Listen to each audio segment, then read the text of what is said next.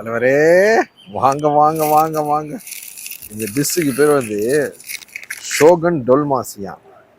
வேற லெவலு. அங்கே பாருங்களேன், வெங்காயத்தை வெட்டுறதும் சரி, தண்ணிக்கு பதிலாக எப்படி ஐஸை எடுத்து அப்படியே உருக்கி அங்கே பாருங்களேன், வேற லெவலுங்க. உண்மையிலே சொல்கிறேன், உணவுகளில் தாங்க ஒவ்வொரு நாட்டிலும் ஒவ்வொரு ஏரியாலும் ஒவ்வொரு விதமாக பார்க்க முடியும். வெட்டுற விதமே தலைவருடைய கத்தியும் அப்பா இயற்கையோட ஒன்றடைந்து போயிருக்காப்புல. பாருங்களேன், என்னென்ன விதங்கள் அப்பா.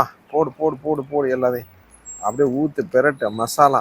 வாவ், இது பார்க்கும்போதே திங்கின் போல இருக்குது. பாருங்கள், வெங்காயத்துக்குள்ளே ஸ்டஃப் பண்ணி வேறு லெவலில் இருக்குங்க. இது மாதிரிலாம் நம்ம சாப்பிட்டதே இல்லை. நம்மளும் இது மாதிரி ட்ரை பண்ணி பார்க்கணும். வா, இந்த சான்ஸ் தான் என்னன்னு தெரில. வா, ஆஹா, செம்மையாக இருக்குது.